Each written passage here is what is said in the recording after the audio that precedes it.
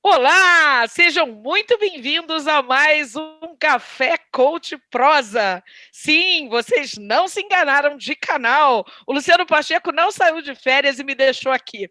A propósito, eu sou Adriana Coik, jornalista, escritora, amiga do Luciano há mais de 20 anos.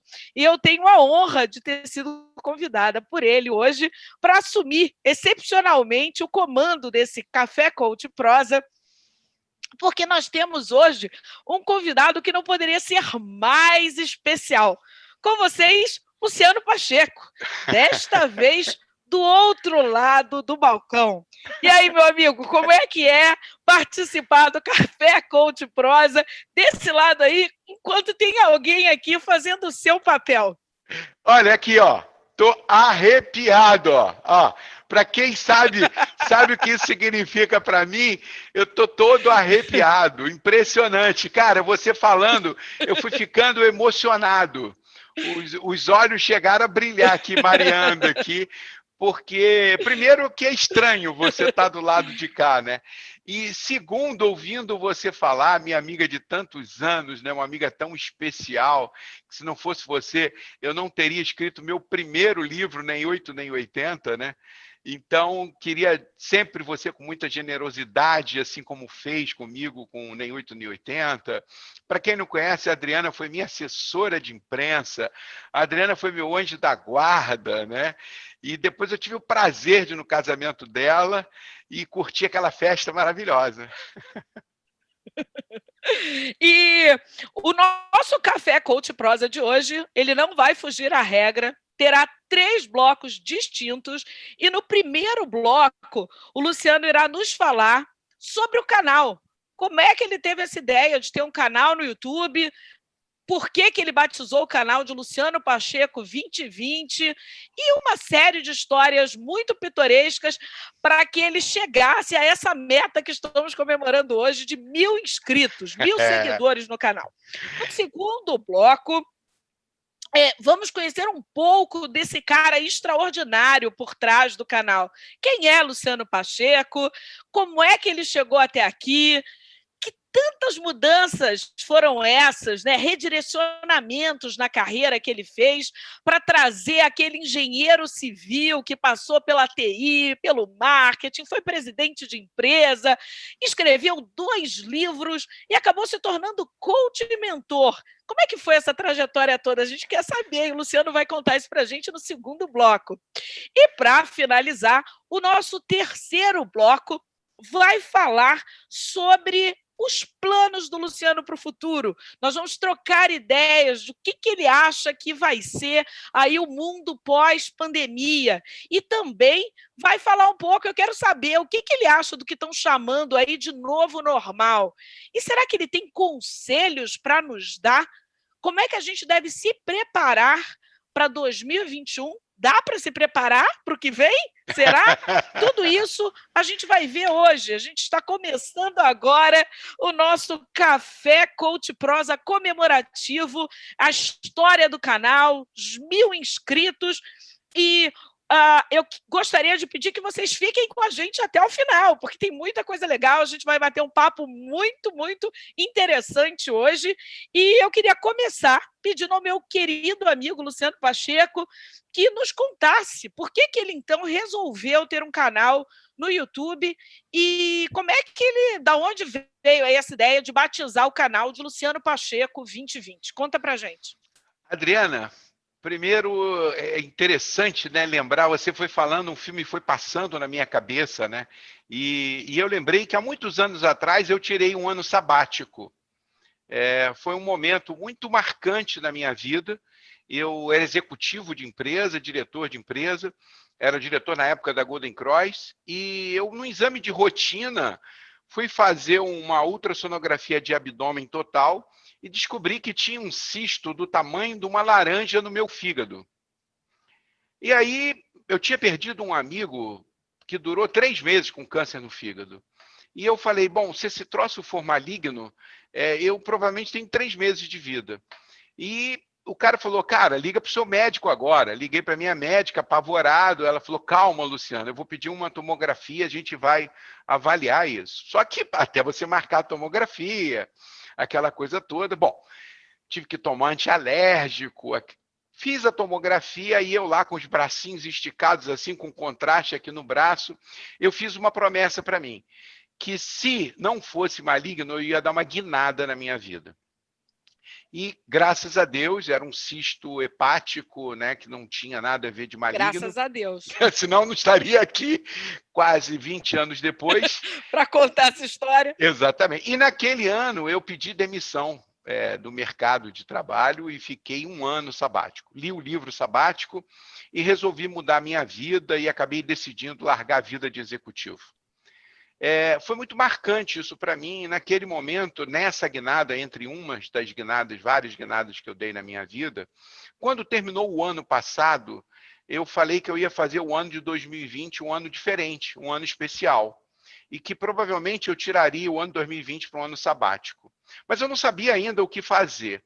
Quando chegou no início de janeiro, eu fui caminhar na praia e eu falei, vou fazer um canal no YouTube. E peguei o celular, e o pessoal pode conferir, é o vídeo número 1, é o Tralha LP1, Gratidão. Eu peguei e fiz um vídeo de aproximadamente 2 minutos, se eu não me engano, aquele selfie, né? Peguei o celular, botei aqui, caminhando no calçadão, como faço todos os dias, o meu momento de agradecimento, e gravei o primeiro vídeo. Cheguei aqui, eu tinha um canal já antigo, que eu não botava nada lá, e aí eu peguei e falei assim, vou trocar o nome do canal. Agora, que nome colocar? Bom, se eu vou fazer um ano sabático, e eu nasci em 1960, e 2020 eu completo 60 anos, esse ano é um ano especial. Então, vai ser o ano marcante, Luciano Pacheco 2020. E isso foi no final de janeiro, ainda não tínhamos pandemia. Então, o canal nasceu de um gesto de devolver para o universo tudo de grandioso que o universo me deu. Então, foi um gesto de vou retribuir tudo aquilo que a vida me deu. E aí a meta era eu produzir 52 vídeos, um vídeo por semana durante o ano de 2020. Aí eu até pensei, bom, mas já estou no final de janeiro, vai ter semana que eu vou ter que fazer 2 para poder atingir a marca de 52. E aí veio a pandemia e tudo se transformou, e eu hoje já tenho mais de 80 vídeos lá e ainda estamos em outubro. E como é que foi chegar a 1.000 inscritos? Eu sei que não foi fácil, ano de Não. pandemia, essa loucura, e parece que você foi até confundido com político. Conta a história aí pra gente de tudo que você fez para chegar nesse número aí de 1.000 inscritos. Primeiro, Adriana, a coisa mais interessante é que quando eu falei para o meu neto, porque ele que me ensinou os primeiros passos no YouTube, ele é youtuber, está com um canal novo agora, que ele não perde um café, e ele disse assim, vô, porque eu falei para ele que eu ia atingir a marca de 1.000 inscritos em 3 meses. Aí ele falou, vô, é muito difícil, vô. Você não faz ideia do que é conseguir inscritos no YouTube. Ele falou, não é igual no Instagram, não é igual no Instagram, não. Você conhece o Eduardo, daquela figura? Ele falou assim, pô, não é igual ao Instagram, não. Seguidores do Instagram é mais fácil. As pessoas não sabem nem entrar no YouTube. As pessoas, quando pedem lá conta, a pessoa não tem conta. Como é que ela vai te seguir, vô? Olha, eu, se fosse você, colocava essa meta de 1.000 inscritos para 1 ano. Então, foi ele que deu uma... Sábio. Porque eu falei que em 1 ano eu ia ter 10.000 inscritos. Então, foi dificílimo. Agora, como é que foi? Primeira etapa, liguei para todos os meus amigos, mandei o WhatsApp e falei, gente, vamos lá, se inscreve. Foi fácil conseguir os 100 primeiros. Aí eu falei, beleza, isso está parecendo escolinha lá de plano de saúde, que a gente convidava os caras para vender plano de saúde, e ele convidava a família. Então eu botava a família toda no plano. Aí depois não tinha mais quem botar, o cara perdia o emprego dele. Essa era a loucura que a gente recriminava nos corretores de plano de saúde daquela época. Bom, esgotei a primeira leva de amigos, né? E agora? Como é que eu faço, né? E aí eu falei, cara, aí veio a pandemia, eu criei uma série, né, Mantenha a Cuca Fresca em Tempo de Coronavírus. Foi uma série que eu me desafiei a fazer um vídeo diário, uma loucura. E aí as pessoas dizem, você quando começou a série, você sabia quais eram as 10 dicas? Eu falei, não, eu ia dormir pensando na dica do dia seguinte. E como é que você alimentava? Como é que você tirava? Você pensava lá qual seria e como é que você construía o conteúdo para fazer no Adriana, dia a gente tem muito de, né, conexão, né? Eu e você, a gente faz muito isso. Meu pai sempre falou, meu filho, ouça sempre a sua intuição e respeite ela. Então eu ia dormir pensando naquilo. Gente, o que é importante para papai? Eu tinha 3, 4, 5 ideias, mas eu deixava dormir, porque uma amiga minha, Adriana Mello, quando eu comecei a escrever o meu primeiro livro, ela disse assim para mim, que agora não chama-se mais Adriana Mello, gente, é Adriana Koik, tá? Porque é a mesma pessoa. Meu alter ego. Essa que tá aí. Aí ela chegou e disse assim, Luciano, o texto precisa descansar igual a pizza. Você escreve, deixa ele para lá. E depois você vê como é que ficou. Então foi assim, eu dormia, deixava descansar a ideia, e no dia seguinte tinha que fazer tudo. Agora, o mais interessante, Adriana, é que eu sou o Roberto Marinho do meu canal, eu sou o Boninho do meu canal, eu sou o William Bonner do meu canal, eu sou o cameraman do meu canal, eu sou o cara do som do meu canal, eu sou o cara que edita o meu canal e eu sou o cara da agência de publicidade que divulga o canal. Então eu bato escanteio, cabeceio, pego a bola dentro do gol, voto, apito e reviso no VAR. Uma loucura. Bom, aí eu fiz essa primeira etapa, a segunda eu comecei a produzir vídeos e comecei a criar disciplina de vídeos de toda segunda e quinta, sempre às 8 horas, porque eu sou um cara disciplinado, você me conhece. E aí eu sou muito comprometido com o que eu me meto a fazer. Então, essa regularidade era importante. Comecei a assistir um monte de mini cursos de como fazer isso, de usar palavras-chave, de fazer thumbnails. E aí eu fui no crescimento que a gente chama de orgânico, porque eu não investi R$ 1 em publicidade. Isso é muito interessante dizer, porque às vezes as pessoas crescem rápido, mas elas fazem investimento. Eu não fiz um real de investimento, é só crescimento orgânico. Então, eu fui no boca a boca, com os amigos dos amigos dos amigos, me tornei inconveniente. Minhas filhas já estavam até com medo de me convidar para a festa na casa delas, porque eu chegava no aniversário da Luana, todo mundo bombando, e nesse caso a festa foi aqui na minha casa, sem convidados. Eu dizia, já se inscreveu no meu canal? Aí ela dizia, pai, pelo amor de Deus, hoje não. E aí naquela festa eu consegui mais 20 inscritos. E assim foi. Até que eu falei, gente, isso não está indo no ritmo que eu quero, porque eu quero agora 1.000 inscritos em 9 meses. E 9 meses faz depois de amanhã. Então, eu bati até antes dos 9 meses. Aí, o que eu fiz? Fiz um folheto bem bacana. Outra coisa, aluguei ferramenta da Adobe, Photoshop, Adobe Premiere, tudo foi trazendo novas ferramentas para fazer as coisas melhores. Relembrei de um curso de Photoshop que eu tinha feito há muitos anos atrás, e aí comecei a fazer. Aí fiz um folheto, contactei a gráfica, imprimi e saí distribuindo o folheto nos carros e visitando as pessoas no calçadão. No início, as pessoas já ficavam meio assim, aí eu falei, o melhor é nos quiosques. Aí eu pegava e ia nos quiosques, sentava nas mesas, e aí, tudo bem, como vai? Isso em plena pandemia. Eu sou o Luciano Pacheco, posso apresentar meu canal do autoconhecimento. Aí de máscara. Mulher, de máscara. Aí teve uma mulher para mim assim, o senhor mantém a distância. Eu falei, eu estou a 1,5 m. Então foi bem complicado. Agora, a história mais inusitada foi que eu estava colocando no para-brisa assim, dos carros, lá perto do calçadão, e aí tinha uma amiga da minha esposa que ela falou assim, ai, que bonitinho, ele panfletando. Aí eu vim dar um folheto para ela. Aí ela disse assim, não, eu não gosto de política, eu não voto.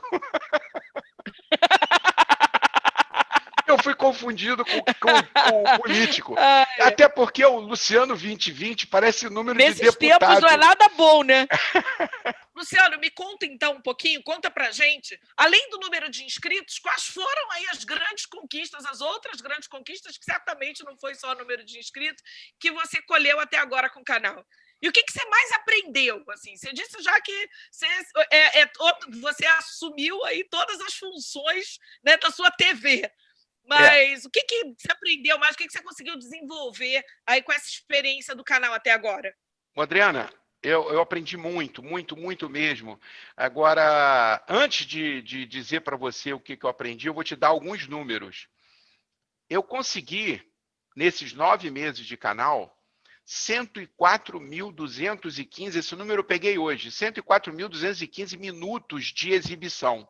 Isso quer dizer o seguinte, as pessoas ficaram assistindo meus vídeos durante 104 mil minutos. Tem que transformar Parabéns. isso em horas, em dias. E outro número interessante muito legal. foi de que eu tive 15.661 visualizações de vídeos. Ou seja, se cada um visse um vídeo só, seriam 15 mil pessoas diferentes aproximadamente. Claro que não é essa a verdade. Mas a gente impactou, né? Eu impactei com os meus vídeos muitas pessoas. Você me pergunta o que eu aprendi. Eu acho que uma das coisas que foi muito importante para mim, é uma das coisas que eu preciso desenvolver, né? A Cabala, que você me apresentou, o poder da Cabala, que fez tanta transformação, fez uma transformação enorme na minha vida, aquele livro, mostra que quando a gente tem alguma dificuldade, né, aquilo é uma restrição que foi apresentada para a gente com um propósito, o propósito da gente evoluir.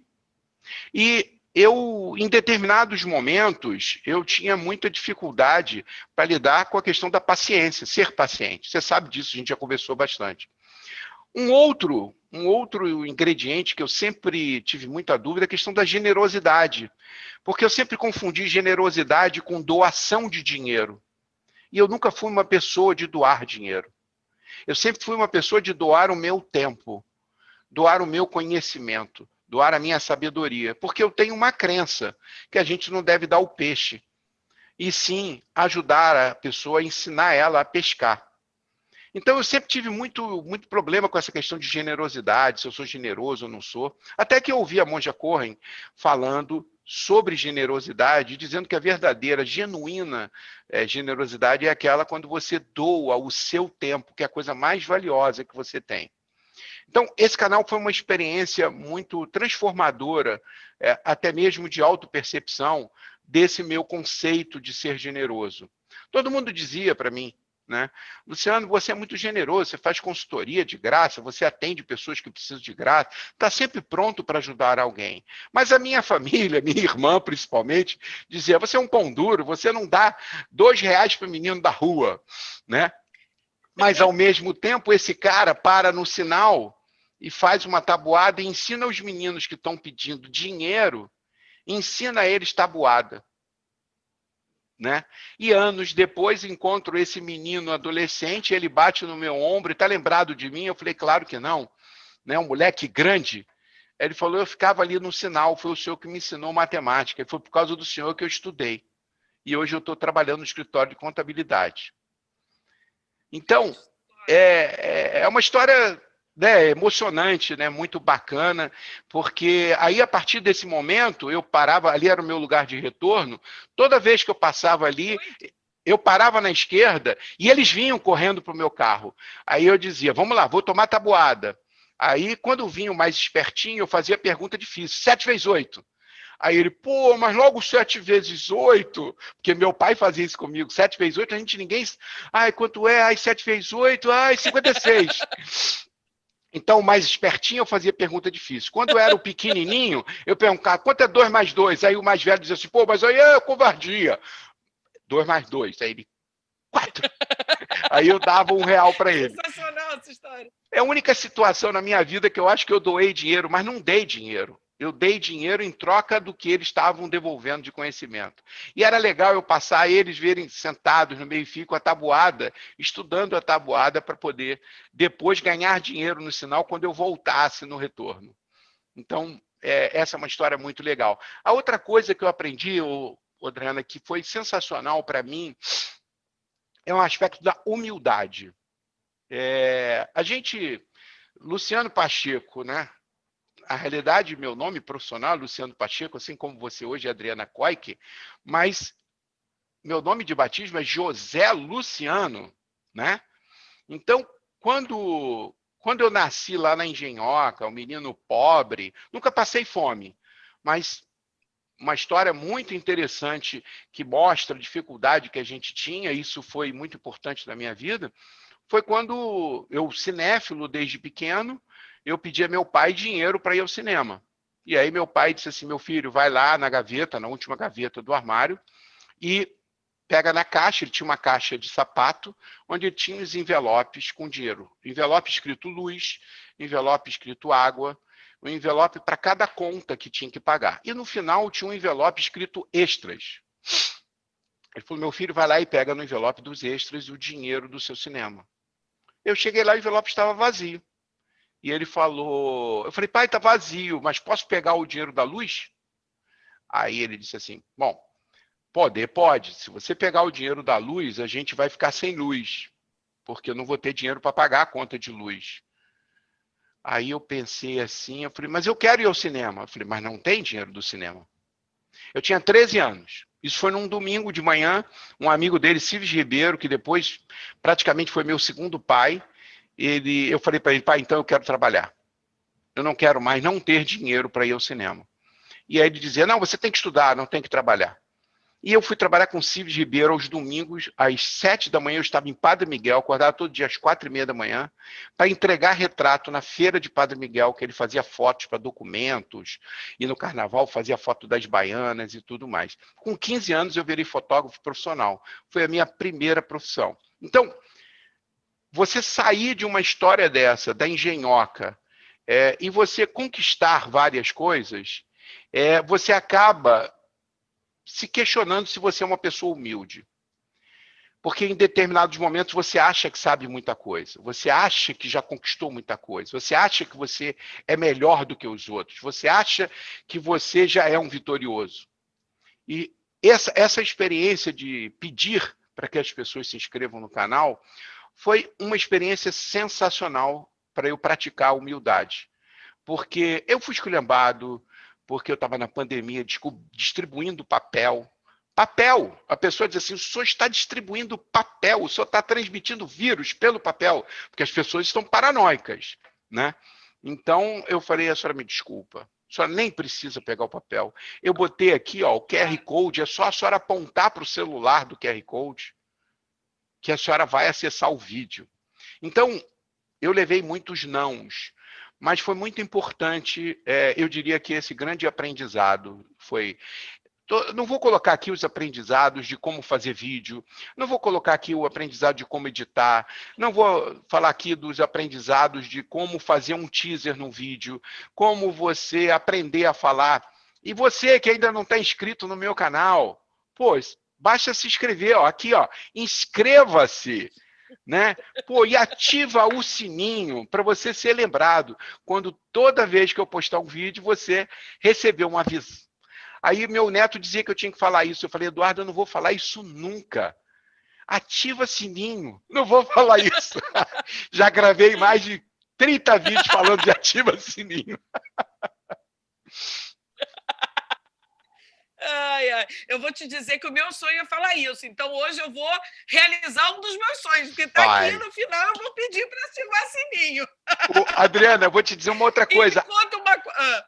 Agora eu descobri uma outra coisa, que quando você atinge a marca de 1.000 inscritos, a marca é muito importante para o YouTube. Quando você atinge a marca de 1.000 inscritos, você fica elegível a várias coisas, né? Como, por exemplo, eu poder fazer transmissões de celular, que hoje eu só posso fazer do notebook. Agora, fora isso, você começa a poder monetizar o canal, porque eu tenho uma despesa grande com o canal. Eu tenho esses aplicativos que eu pago mensal. Não estou nem falando do meu tempo, mas é muito investimento. Então, quando você passa a ter acima de 1.000 inscritos, eu acreditava que você já poderia ganhar alguma forma de views a partir de que você está visualizando. Mas não é simples assim, não. precisa de 4.000 horas, em média, nos últimos 12 meses de visualização. E eu só tenho 1.600. Então, o outro próximo desafio é fazer as pessoas assistirem o Café Coach até o final. Porque a média, elas assistem em torno de 15 minutos, na média. Muita gente assiste até o final, outros assistem 5, 10 minutos. Então, esse é o próximo desafio. E o pessoal acha que é fácil a vida de youtuber, olha aí, ó. Que nada, eu hoje dá estou... trabalho, dá muito trabalho, principalmente para quem quer gerar conteúdo de qualidade, que é o que você vem fazendo no canal, que é muito legal. E conta pra gente qual foi o propósito, assim, você contou já por que você criou o canal, qual eram as suas metas, mas qual é o teu grande propósito e se ele mudou ao longo do tempo ou se de alguma forma você vem reafirmando aquilo que você já imaginava lá quando você criou? Adriana, eu já fui professor de planejamento estratégico na UF, né, em curso de pós-graduação. Hoje eu não leciono mais essa disciplina. Eu sempre ensinei aos meus alunos que é fundamental você ter planejamento, para tudo. Aí um aluno uma vez me questionou e disse assim, mas, professor, a maioria das vezes, quando a gente faz um planejamento, ele muda. E você fica, para que eu fiz o planejamento? Eu falei, meu amigo, você só sabe que se mudou porque você tinha algo definido anteriormente. É muito importante você ter planejamento, mas a maioria das coisas que você planeja, na realidade, você realiza diferente do que você planejou originalmente. Dizem que a gente atira no que vê e acerta no que não vê, né? Quando eu concebi o canal, eu tinha um propósito, o propósito da generosidade, o propósito da retribuição. E aí eu disse assim, bom, eu sou uma pessoa experiente, eu fui um cara que comecei lá de baixo, trilhei uma carreira bacana, cheguei a CEO de uma companhia, né? Montei a minha própria empresa, tive um sucesso relativo, né? Se a gente pode chamar assim, econômico, financeiro, e eu acho que eu tenho muito a ensinar para as pessoas. E aí a minha ideia original é ensinar os mais jovens, transmitir conhecimento, transmitir experiências, que é o que eu tenho feito nos meus trabalhos de mentoria. Quando eu atendo executivos, quando eu atendo jovens, que eu estou fazendo mentoria, que é diferente do trabalho de coaching, né? Eu já expliquei isso num vídeo aqui, a diferença entre coaching e mentoria. A mentoria pressupõe que você tem que ter cabelo branco. A mentoria pressupõe que você tem uma experiência. O coaching não. O coaching, você pode ser um jovem de 20 e poucos anos, faz a certificação, você aprende as técnicas, que é basicamente em cima de perguntas poderosas, e você não precisa opinar, você não precisa direcionar, muito pelo contrário, né? Não deve direcionar, não deve opinar. Já na mentoria, não. Ele está ali esperando a sua contribuição pela sua experiência naquele tema. Então, eu pensei que eu fosse ser muito relevante para os jovens. Adriana, a coisa que mais tem me sensibilizado com o canal é o impacto que eu estou causando, principalmente nas mulheres 45+. É esse público que tem me dado os feedbacks mais arrepiantes que você possa imaginar. É impressionante o quanto pessoas...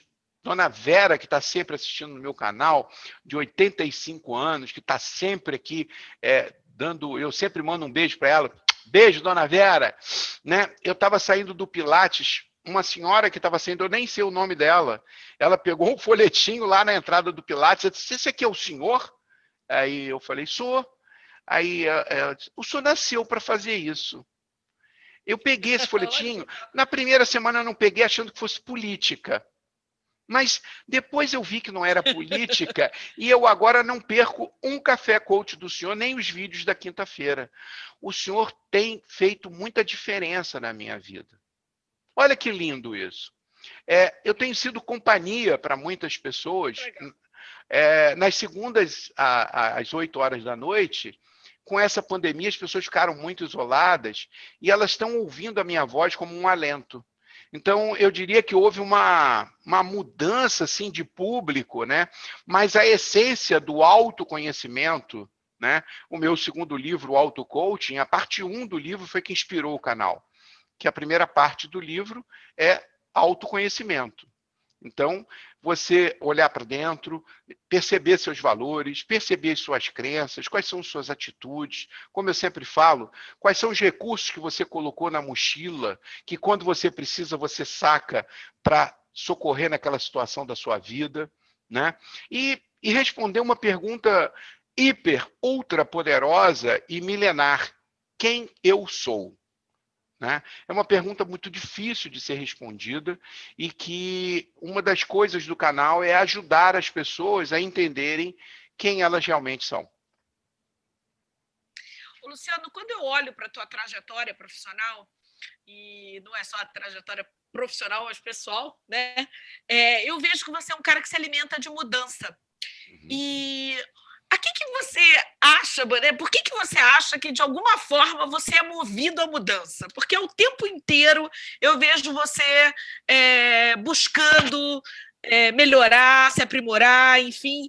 Mas o tempo todo eu vejo que o que te motiva, que o que te move é mudança, é transformação. Como é isso?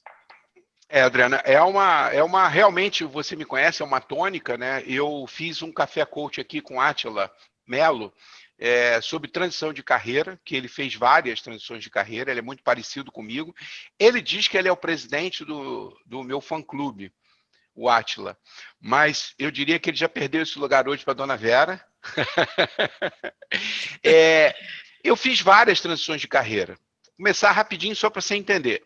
Quando eu era garoto, eu dizia que ia ser engenheiro, porque meu tio Renato, ele era engenheiro, professor de matemática, e eu sempre muito bom aluno de matemática, graças a ele, porque ele me ensinava tudo antes. Então eu chegava na escola sabendo a matéria, só tirava 10. E isso me encorajava cada vez mais a estudar matemática, porque atitude, comportamento, consequência. Se eu estou fazendo aquilo e eu estou brilhando, né, aquilo retroalimenta e eu quero continuar. E assim foi. Então eu tinha certeza que eu queria ser engenheiro. Com 13 anos, eu tracei um sonho para mim.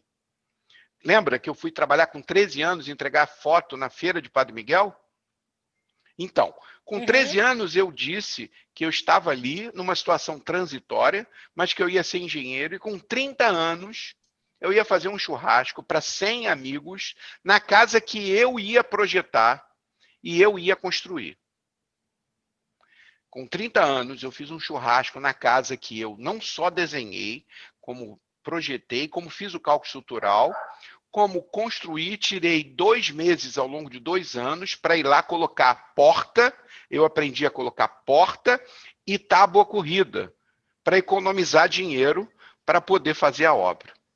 Então, esse cara que foi nessa pegada da engenharia por conta de uma inspiração de um tio, quando fez o pré-vestibular, se encantou com o professor, o Cídio.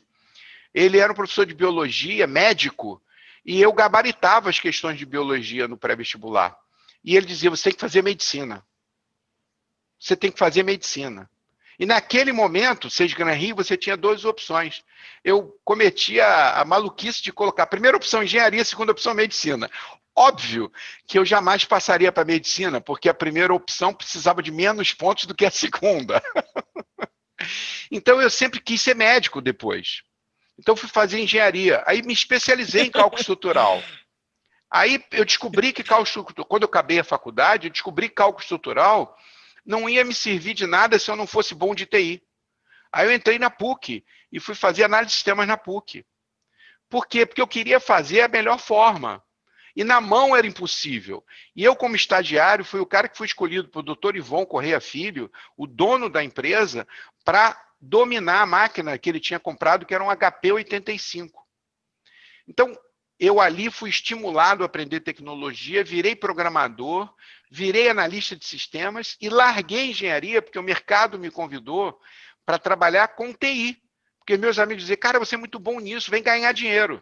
E engenharia, naquela década de 80, estava uma década perdida. As pessoas reclamam de hoje, mas naquela época o engenheiro não tinha emprego e ganhava muito pouco. Então eu larguei e fui para TI, porque TI pagava muito mais. Então eu fui para ganhar 2 vezes o que eu ganhava. Então a primeira transição, ela não foi assim, ela foi por conta de dinheiro, motivação financeira. Aí depois não. Depois, quando eu fiz a mudança para marketing, foi porque eu descobri que a minha área não era exatas, que eu estava enganado esses anos todos. Eu gostava de matemática, gostava de TI. Não, eu era bom naquilo, mas eu não gostava daquilo. Então, aí eu tomei a decisão mais difícil da minha vida, que foi migrar. Aí eu fui fazer Copiad, fiz MBA de marketing em 1997, e aí sim, aí eu me encontrei com a área de humanas, com a área de relacionamento com as pessoas, e aí virei diretor de empresa da área de marketing comercial, e o meu negócio sempre foi pessoas, né? Até que, depois disso tudo, eu falei, cara, eu tenho que ser professor. E tenho que fazer o mestrado na UF, porque eu fiquei frustrado, porque eu não consegui entrar na engenharia da UF por 16 pontos, por conta da Seis Gran Rio. Por quê? Porque a prova de história eu errei quase toda no vestibular. Eu acertei 5 questões de 30. Arthur Tadeu, que me ouve, que é meu amigão, professor de história, que estudava comigo história. Arthur, aquelas aulas suas não serviram para nada. Eu não aprendi nada de história. E aí não passei por causa de 16 pontos, apesar de ter gabaritado a prova de matemática. Na verdade, eu errei uma questão por distração, esqueci de somar, até hoje eu lembro, a espessura dos tubos, uma questão de geometria. Então, essas mudanças, elas sempre foram por motivos diferentes. A mudança para o marketing foi uma mudança porque realmente ali eu tinha me encontrado. Ali eu descobri o que eu gostaria de fazer, que é relacionado a pessoas. E eu vou te contar uma coisa, Dani, que você não sabe. Você sabe que eu fui no CREA e cancelei o meu CREA?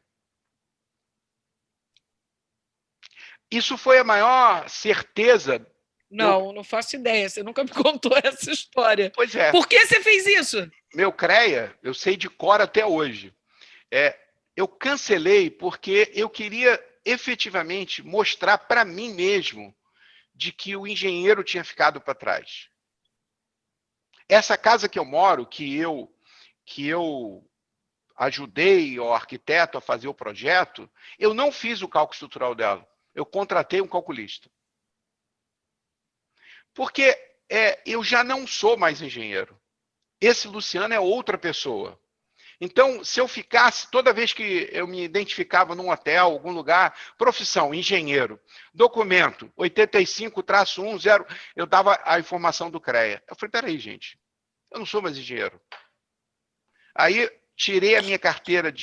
renovei a minha carteira do Félix Pacheco e voltei ao número antigo.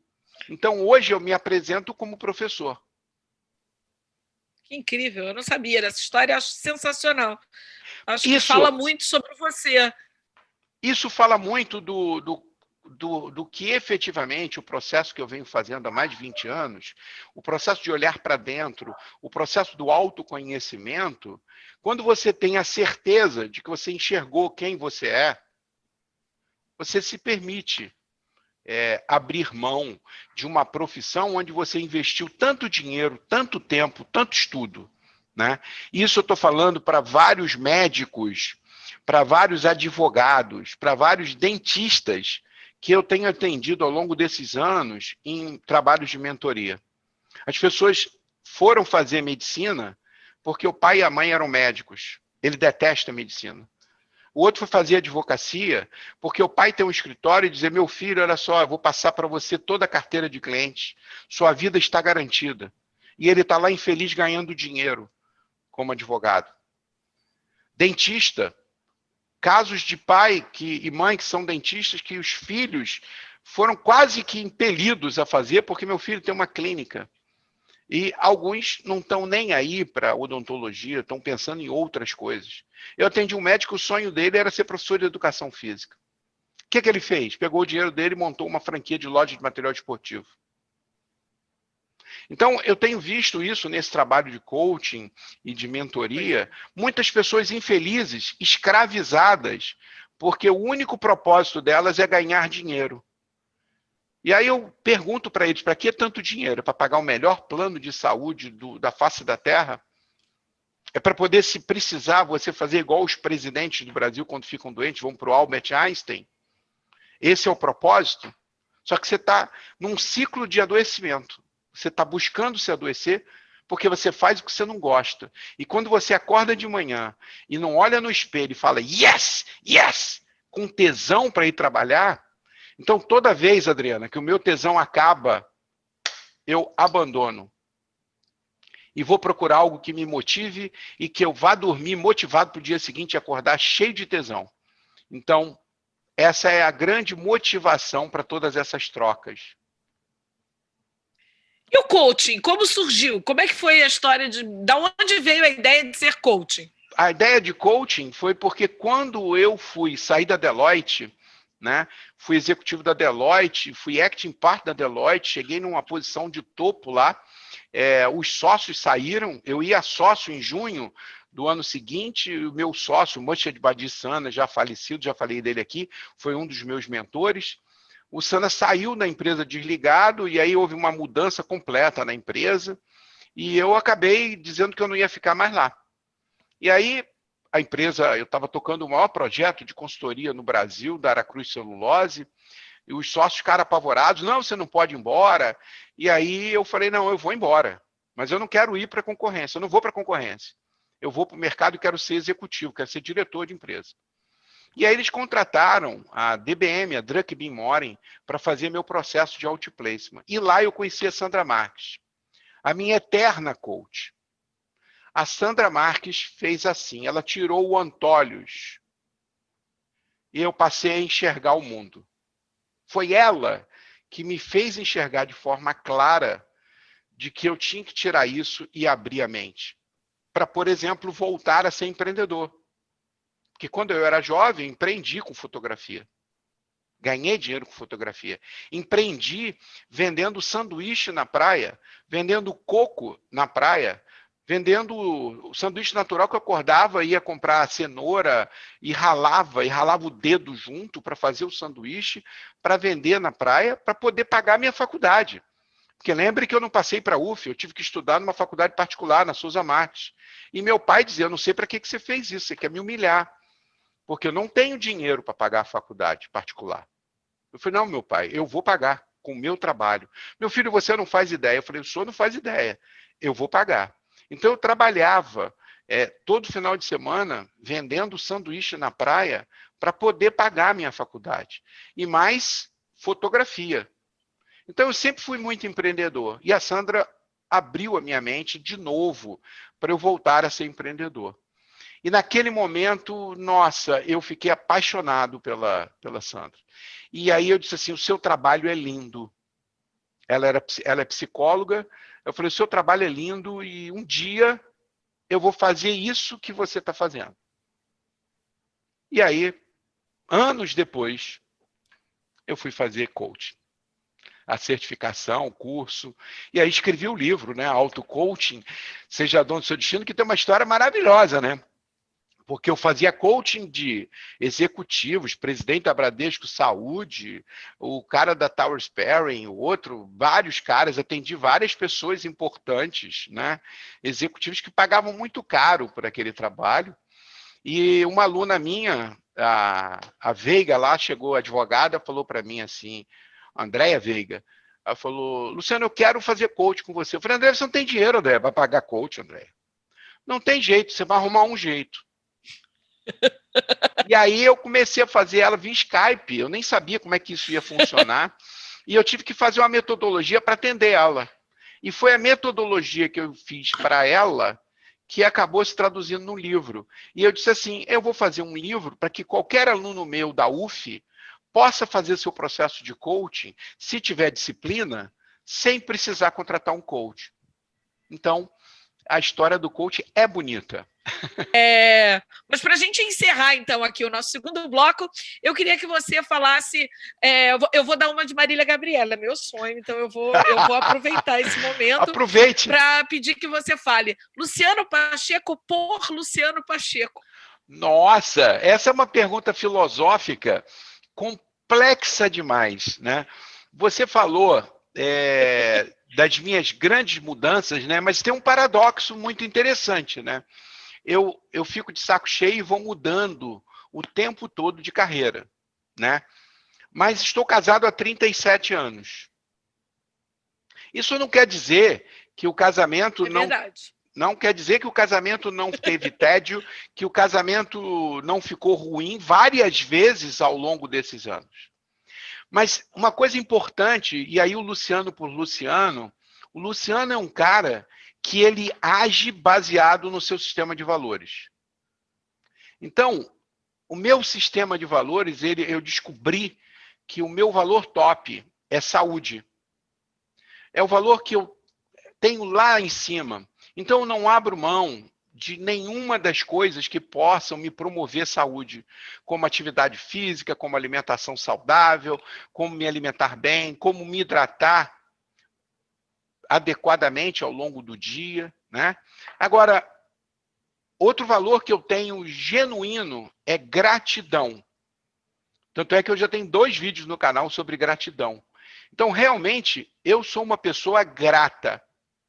Grata a você, grata a todas as pessoas que abriram portas para mim. Eu fiz um vídeo maravilhoso nesse canal sobre mentoria, elogiando e agradecendo todos os mentores que eu tive ao longo da minha vida, começando pelo meu pai. Então, gratidão é um outro valor e eu tenho regido o meu dia a dia, a minha vida, baseada nos valores. E um valor top que está no meu pódio é a família. Então, o Luciano é um cara família. O Luciano é um cara que tem 3 filhas maravilhosas, tem 3 netos. Então, esse cara, Luciano por Luciano, é um cara que busca ser absolutamente fiel, que não tenha nenhuma dissonância cognitiva em relação aos seus valores centrais. Esse sou eu. Muito bom. Eu ia terminar o segundo bloco, mas eu lembrei que você já falou aí algumas vezes ao longo desse nosso papo sobre o teu primeiro livro, né, que eu tive a oportunidade ali de ter uma troca muito efetiva com você nesse processo. Eu queria que você contasse um pouquinho. E que escreveu a orelha do livro, Adriana. Também, eu tive a honra, o privilégio de acompanhar, de ouvir aquelas tuas histórias. Foi um momento muito, muito rico na minha vida, porque eu aprendi muito com você. Você foi um dos meus mentores aí ao longo desses anos. E naquele momento específico do livro, eu lembro que eu saía lá da Ilha da Gigoia, né? Eu morava na Ilha da Gigoia, na Barra da Tijuca, e eu saía de lá, depois de trabalhar, ia para a tua casa, em Piratininga, né? Cruzava a ponte, cruzava a cidade, a ponte, para a gente trabalhar nesse projeto, que foi um projeto que eu fiquei muito feliz de acompanhar tão de perto e que me deu tanto aprendizado. E eu lembro que aquele livro... E aí a minha generosidade com você, né? Quando eu digo assim, cara, gratidão com você, na realidade, porque você foi sempre muito generosa comigo. Eu me lembro quando quando você me levou no programa da Leda Nagler, o Roda Viva, você lembra? Então, você sempre foi muito generosa comigo. Você sempre foi uma grande estimuladora. Então, eu só tenho que te agradecer muitíssimo. Se você não tivesse feito aquilo tudo de forma absolutamente desprendida, eu não teria escrito o meu primeiro livro. Eu sou grato a você. É a você e ao Alfredo Castro. Porque eu fui a São Paulo, o Alfredo tinha escrito vários livros, e o Alfredo disse assim, Luciano, você tem que escrever um livro. Eu falei, eu? Você está maluco? Aí ele falou, Luciano, você é um grande contador de histórias. Você precisa contar histórias. E saí de lá, peguei o voo, e ali concebi o projeto do Nem 8 Nem 80, do Zé, do Jô e do José. Sensacional. É incrível esse livro. Recomendo que as pessoas leiam esse livro. Está esgotado? Está esgotado. Só consegue comprar em sebo. Tem que procurar na estante virtual, deve ter. Tem gente vendendo ele usado. No outro dia, um aluno achou por R$5 pela internet, aí numa estante dessa daí. Temos que vender isso mais caro. Eu vou botar um para vender, vou botar o meu para vender. O meu tá autografado, com dedicatória. Pois é, ó, vai valer muito mais esse negócio. Bem, o que eu queria saber é o seguinte, que era, por isso que eu voltei lá na história do livro, dizem que a gente, para enfim, ter cumprido nossa trajetória aqui nessa terra, a gente precisa escrever um livro, ter um filho e qual é a outra coisa? Plantar uma Plantar uma árvore. árvore. Você já teve um monte de filho, tem um monte de neto, já escreveu 2 livros e a árvore? Já plantei. Já deu conta dela também? Já plantei. Eu tenho no sítio Ainda não? Já plantei. Eu tenho Já plantou? Já. Eu tenho uma árvore que eu plantei lá no sítio do Fernando Cassino. Ele tem um sítio maravilhoso ali na região de Friburgo e todo mundo que vai lá, ele convida para plantar uma árvore. Ele já plantou milhares de árvores, ele reflorestou o sítio dele todo e é um palmulato. É uma árvore linda. E eu voltei lá anos depois e vi que a minha árvore está maravilhosa. Isso sem falar nas frutíferas que eu tenho aqui no meu quintal, aqui, que eu já plantei. Acerola, limão, laranja. Mas essa foi a árvore mais Muito espetacular legal. que eu plantei. É o palmulato. Demais. E já que você já contou, já falou muito aí da sua história, essa história rica, que com certeza ainda, né, pode fazer muitos programas para contar outros capítulos, porque você realmente, concordo com o Alfredo, é um grande contador de histórias, é muito bom te ouvir. Mas como é que você se imagina daqui a uns 5 anos? Você consegue? Você é o cara das metas, é o cara do planejamento, mas 5 anos é muito distante no teu horizonte. De quanto em quanto tempo você planeja aí os seus passos? Na realidade, quando eu faço o trabalho de coaching, eu faço um exercício principalmente com jovens, eu peço para que eles se visualizem daqui a 10 anos. Adriana, tudo é um exercício de visualização. Inclusive, tem uma dinâmica que eu faço com os meus coaches, que eu pego ele pelo braço, fecho os olhos, peço para ele fechar os olhos e vou guiando ele. Eu vou andando com ele e vou falando para ele.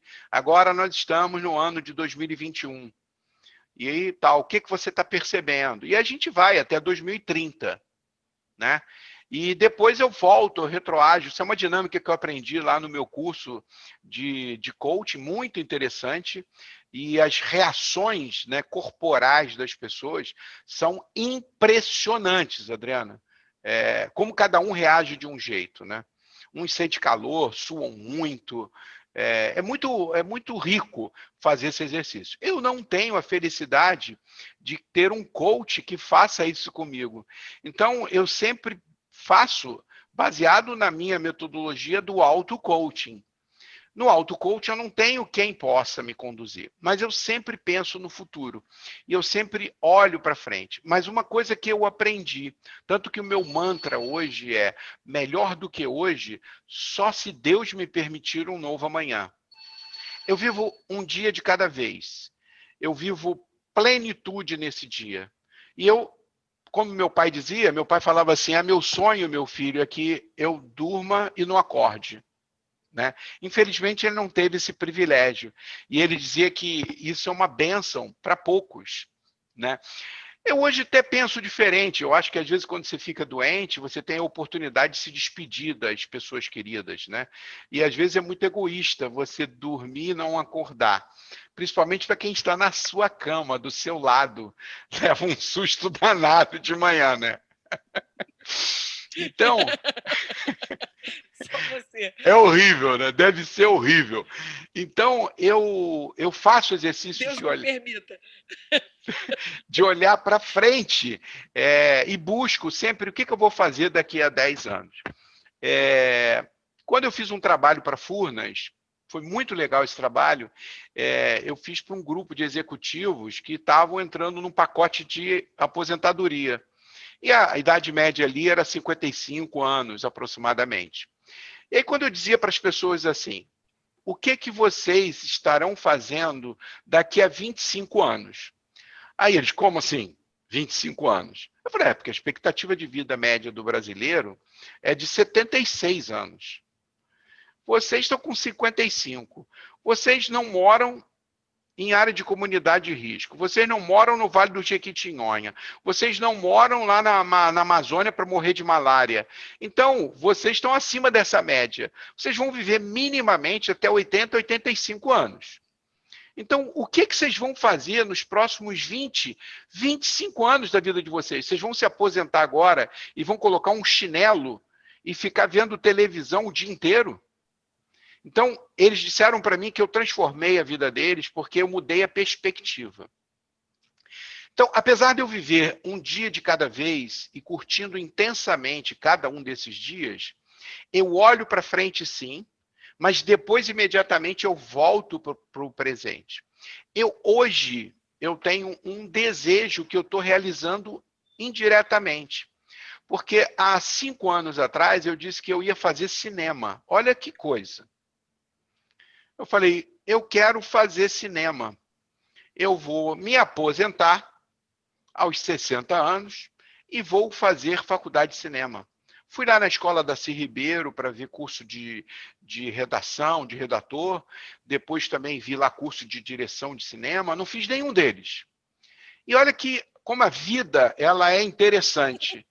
Ela não só me permite hoje fazer cinema, eu hoje sou ator, hoje eu estou na frente das telas, hoje eu estou por trás, eu sou produtor.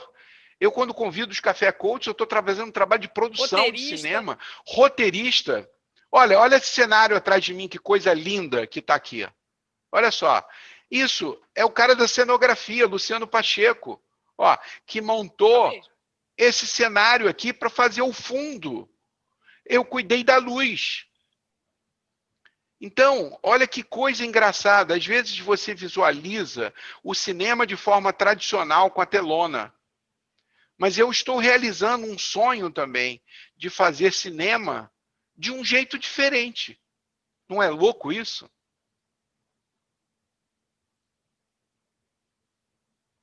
É muito louco. Agora, você consegue imaginar fazendo essa dinâmica que você fazia com os teus coaches antes da pandemia, do mesmo jeito? Você acha que... Como é que você imagina o mundo pós-pandemia? O que muda? O que vai mudar? O que você acha? Eu acho que muda muita coisa. E aí eu vou logo na questão que você colocou, lá na abertura do Café Coach, que você falou assim, o que você está achando desse novo normal? Se você me permite, eu queria começar por aí. Tá? Por favor. Era a minha primeira pergunta, eu tinha invertido a ordem, mas vamos lá. Vamos seguir. Vamos seguir o bonde. Então, segue o bonde, como dizia o querido Boechat. Isso. Primeiro eu queria usar a palavra normal. Né? Um grande psicanalista dizia o seguinte, Luciano, não existe normalidade. O que existem são padrões. Então, as pessoas ficam se perguntando, será que eu sou normal? Tinha um horário lá do Gicovati, que eu ouvia ele todo domingo quando eu ia ao cinema, na rádio CBN, e o Gicovati falava assim, não tem normalidade, minha querida. Ela contava a história e perguntava, Gicovati, eu sou normal? E eu ouvi várias vezes ele responder, não existe normalidade, o que existe são padrões. Talvez você esteja fora do padrão da sua família. Talvez você esteja fora do padrão dos seus vizinhos. Então, isso foi muito libertador para mim, porque eu sou um cara, quando você me perguntou lá, Luciano por Luciano, e eu fui numa abordagem um pouco mais filosófica, mas o Luciano é um rebelde. O Luciano, desde o Exército, era um rebelde, o cara que foi expulso do NPOR, na última semana, sendo o 01 da turma e presidente do Grêmio, que tinha organizado a festa de formatura e que foi na festa, mesmo tendo sido expulso. Foi na formatura dos seus colegas, vendo lá o Martins, que assumiu o 01, que a gente brigou o ano inteiro para quem era o 01, ele começou com o 01, eu tranquei a faculdade, e aí vai a história, isso é outra história para outro café. E aí, esse cara é um rebelde, ele se rebela. Eu fui expulso do Exército porque começou a fazer exercício de tiro real e eu me levantei e disse assim, acabou o exercício, num patrulhão isso. O capitão, esse cara é maluco, né? Então eu fui expulso do Exército como líder negativo, porque eu sabia que estava proibido o exercício de tiro real e que aquilo colocava em risco a vida das pessoas. Então, o Luciano é um rebelde. Então, quando fala em normalidade, eu digo, primeiro, não existe normalidade. Segundo, novo normal é o cacete. Não existe novo normal com as pessoas usando máscaras no shopping. Não existe novo normal das pessoas se cumprimentando pelo cotovelo. Isso não é ser humano. Então, não existe novo normal. Eu estou avesso à pauta da mídia. Eu estou avesso à pauta do politicamente correto por conta dessas coisas. A mídia está fazendo a cabeça das pessoas para uma pandemia que, na realidade, é uma virose provocada pelo HN1, uma virose como tantas outras, que está mostrando que a taxa de mortalidade dessa virose é na faixa de 0,5%.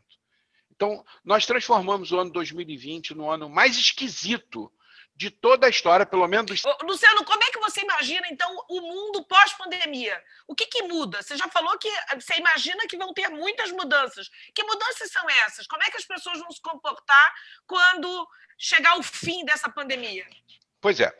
Como eu já falei várias vezes, o fim da pandemia técnico é a OMS decretar o fim da pandemia. PAN mundial, né? Então, ela vai decretar, assim como ela demorou a decretar a pandemia, ela vai ter que decretar o fim da pandemia. Porque essa virose, ela vai continuar ativa em alguns países, mas ela já não vai ter mais o tipo de contaminação mundial. Então, em algum momento, a OMS vai declarar o fim da pandemia. A vacina vai ter um papel importante, apesar dela ser uma ilusão, porque a vacina vai ter uma eficácia de 50% a 60%. Isso quer dizer o quê? Uma pessoa que tem cardiopatia grave, uma pessoa que tem DPOC grave, uma pessoa que está em tratamento de câncer, ou seja, o sistema imunológico debilitado, essa pessoa, ela vai tomar uma vacina, mas ela vai ficar igual uma roleta russa. Eu só estou garantindo 50%. Eu vou me expor? Não. Eu vou continuar tendo todos os cuidados. Então, a gente vai enfrentar isso por muito tempo ainda. A vacina não resolve a questão. É mais uma questão emocional. A gente teve a questão do HN1, que foi muito importante, que tem uma taxa de mortalidade maior do que a do coronavírus. O coronavírus está se provando aí que é uma taxa de 0,5% para baixo. Não é isso tudo que a mídia colocou, né? É uma pauta, que, na minha opinião, nojenta e que vai criar uma onda gigantesca de doença mental, como a gente já teve aqui no Café Coach Prosa com a Rosane Porto, porque a consequência é gravíssima, mas não vamos entrar nesse assunto, porque isso já apareceu em outro café. Então, é mais emocional o fim da pandemia do que tecnicamente o fim. Então, as pessoas precisam perder o medo, e esse medo vai levar um tempo para se perder. Porque não existe novo normal de cotovelo cumprimentando. Não existe novo normal das pessoas andando de máscara no shopping. Então, as pessoas precisam passar por esse susto, passar por esse medo, e aí sim vão viver no novo padrão. Mas o que veio para ficar, Adriana? O que veio para ficar, na minha opinião, é que as pessoas vão trabalhar de casa. A quantidade de atividades que estão sendo melhor desempenhadas de casa é muito maior do que se imaginava. A produtividade em muitas áreas aumentou tremendamente com o home office. Tudo isso alavancou novas tecnologias, novos investimentos. E as empresas descobriram que elas podem economizar em instalações, em prédios, em cafezinho, em papel higiênico, em mesa, em custos absurdos. Eu estou fazendo um trabalho com um profissional de uma grande empresa multinacional, não vou falar aqui por conta de descrição, a empresa deles já declarou que só volta, antes de julho do ano que vem, não volta para o escritório, todo mundo de casa. Tem empresas que já declararam que não vão voltar mais, que estão desmobilizando. Então, isso é uma coisa que veio para ficar. A outra coisa que, na minha opinião, veio para ficar é a percepção das pessoas em relação às amizades. Isso mudou muito a cabeça das pessoas, porque eu tenho grandes amigos, pessoas que eu não podia deixar de conviver com eles, que eu não falo com eles presencialmente há 9 meses. Isso muda a relação. Então, aquilo que você julgava que era imprescindível, que eu não vivia sem aquilo, você começa a revisitar isso. Então, acho que essa é uma grande mudança. Eu acho que uma grande mudança também é a questão de que as pessoas passaram a ter consciência da morte. O ser humano é o único que tem consciência da morte. Pelo menos é o que a gente acha. Essa pandemia serviu para isso, para que as pessoas tivessem consciência da morte. A única certeza que a gente tem é que a gente vai morrer um dia. Mas a gente não quer pensar nisso. A gente não quer se defrontar com a morte. A gente não quer. E aí a gente entra em pânico. E eu espero que as pessoas olhem para essa oportunidade e digam assim: se eu morresse hoje, eu morreria feliz? Se eu morresse hoje, eu teria dito para minha esposa que eu amo ela, eu teria dito para minha mãe o quanto ela foi importante na minha vida, o quanto o meu pai foi o meu principal mentor. Você está com isso em dia, não está devendo nada para ninguém? Eu posso morrer essa noite, Adriana, e eu morro feliz, porque eu sempre disse para o meu pai que eu amava ele demais, que era a pessoa mais importante da minha vida, o meu melhor amigo. Eu digo para minha mulher que eu amo ela o tempo todo, apesar de ter hora que eu quero ver ela longe, mas digo isso para as minhas filhas, boto lá, te amo muitão, tudo junto, as minhas filhas sabem disso. Então, se eu morrer hoje de noite e a Alba acordar amanhã com um susto do lado do cadáver... Ninguém merece, coitada. Tomara que não. Eu digo o seguinte, eu quero música, eu quero Alessandro Cardoso, eu quero Leandro Saramago tocando violão de 7 cordas e cavaquinho no meu enterro, que vai ser uma cremado. Cremou, acabou, não quero ficar ninguém do lado, não me olhar no fundo da terra, não. Cremou, pegou aquela cinzazinha e joga ali na praia de Cambuinhas, ali, ó. Na praia de Cambuinhas, onde eu caminho todo dia. Muito bem. E você acha que, tirando o fato das pessoas terem que encarar a morte e deixar em dia aí as suas relações, tem mais algum conselho que você dá para a gente para se preparar aí para 2021 e o que vem pela frente? Antes de dar o conselho para se preparar em 2021, eu queria dizer uma coisa. O conselho é o seguinte: não acredite no que a mídia fala. Não acredite no que a imprensa fala. Não acredite no que os políticos falam. Não acredite, São Paulo, que vai ter vacina para todo mundo em dezembro. Não acredite. As pessoas têm uma pauta que interessa a elas. É uma mentira atrás da outra. Eu estou cansado de ver a imprensa com viés claríssimo, que sempre teve, e aí a gente vê as pessoas, o efeito manada, as pessoas sendo bois e vacas sendo levadas para o curral do jeito que eles querem. Então, para mim, esse é uma grande lição. Desliga a televisão. Não precisa ficar ouvindo o jornal, o da manhã, o do almoço, o da tarde, o da noite, o da madrugada, é tudo igual, a pauta é a mesma. Então, esse eu diria que é o meu principal conselho, porque isso faz mal à sua saúde mental. Isso te traz pânico. E a pior coisa que pode acontecer para você é perder a sua saúde mental. Então, saúde mental é tão ou mais importante do que a saúde física. Desligue o televisor. Seja seletivo. Vá buscar no YouTube conteúdo que te interessa.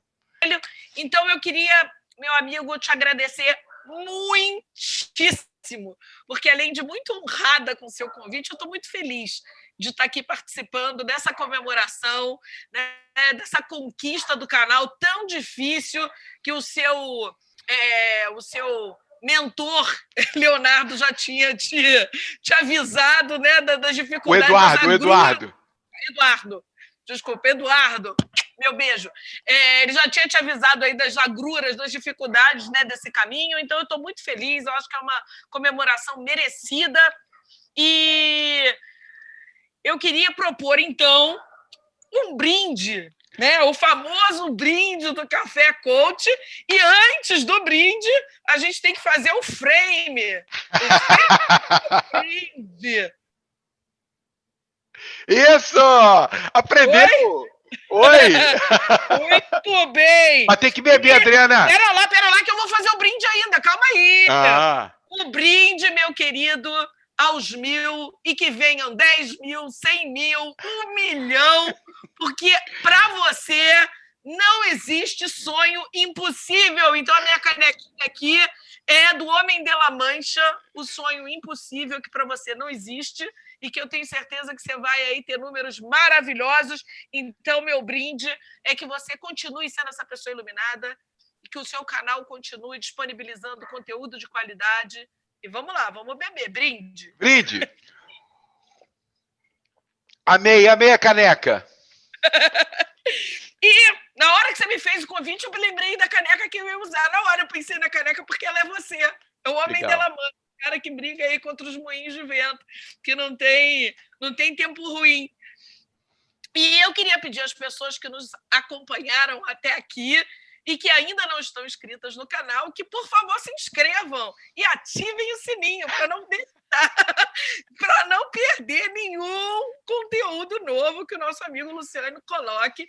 E, por favor, se ao longo dessa nossa prosa aqui, dessa conversa, que para mim foi uma delícia, espero que para vocês também, se vocês lembraram de algum amigo, de uma pessoa querida, que de alguma maneira vocês se sensibilizaram a eu ouvir essa conversa, vocês lembraram dela, compartilhem, divulguem, porque mais gente para ter acesso a esse conteúdo de qualidade tão boa aqui que o meu amigo tem feito.